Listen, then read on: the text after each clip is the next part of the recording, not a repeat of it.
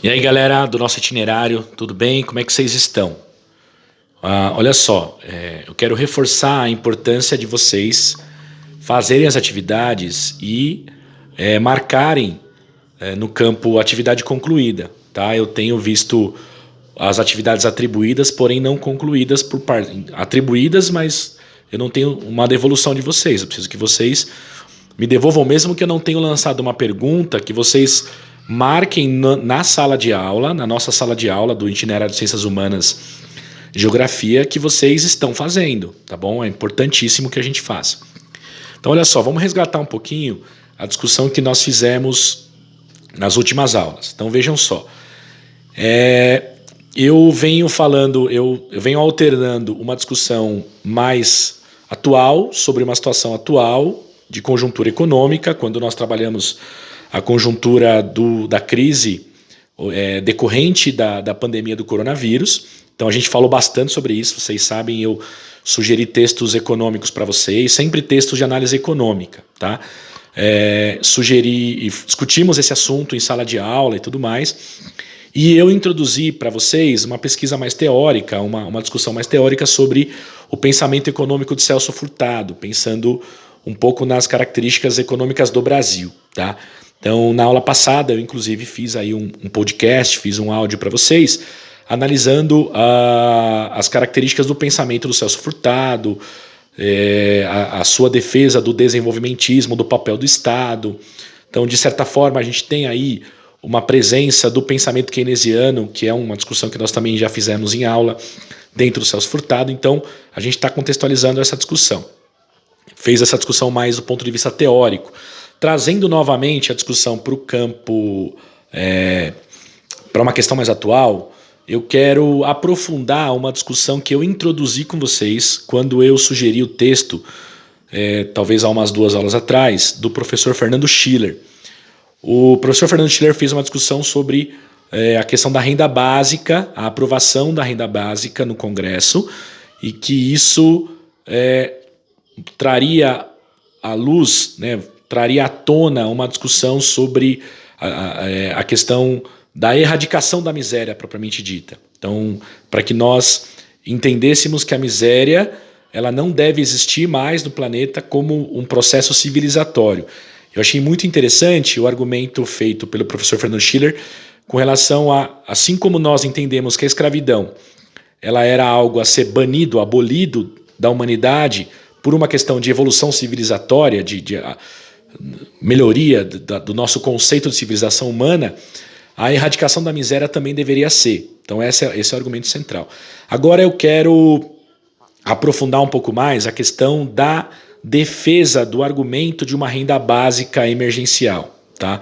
Então eu havia sugerido no outro podcast que o tema da renda básica não é um tema lançado pelo Brasil, não foi um tema lançado pelo Brasil, é um tema presente nas economias de bem-estar social já na Europa dos anos 50, tá? E que vai ganhando força principalmente no modelo social-democrata da Europa nórdica, do norte da Europa. E agora, diante desse cenário que nós estamos vivendo de uma paralisação econômica, a gente está vivendo uma situação de paralisação, certo? As economias basicamente pararam, as medidas de isolamento social no Brasil e lockdown na Europa, ou seja, a Europa é fechamento total, praticamente total, com polícia na rua impedindo a circulação de pessoas. Isso vai ter um impacto drástico sobre o crescimento econômico, sobre o consumo das famílias, a produção, tudo vai ser afetado. A economia mundial vai decrescer, seguramente ela vai decrescer, e no Brasil também. Vários países adotaram, os estados nacionais, os governos adotaram as medidas de renda, de transferência de renda, como forma de proteção econômica, como forma de evitar que a crise seja maior, para que nós tenhamos um nível de consumo mínimo nas famílias, sobretudo as mais pobres. E aí eu quero trazer a discussão para a questão brasileira, tá? A gente tem um movimento no Brasil chamada a renda básica, a renda que queremos, tá? É um site que eu vou colocar o link aqui para vocês acessarem esse site ele faz uma defesa da renda básica como direito à cidadania, como um dos direitos do exercício da cidadania como forma de existência no capitalismo. Então é importante a gente contextualizar a defesa de um modelo de transferência de renda, a defesa dessa renda básica, para alguns autores chamada de renda básica universal, agora, no contexto econômico atual, renda básica emergencial, ela tem muito a ver com um conceito que está querendo se difundir e seguramente ele vai aparecer de forma mais expressiva nos governos daqui para frente. Talvez seja uma mudança econômica que nós experimentaremos, ou seja,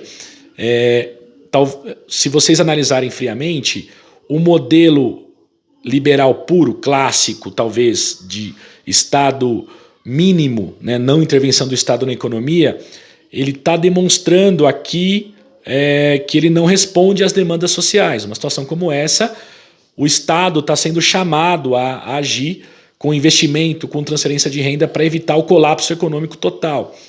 Então, muitos críticos apontam, olha, a crise que nós estamos vivendo o início dela e viveremos nos próximos meses, ela representa a falência do modelo liberal ou, para alguns críticos, neoliberal.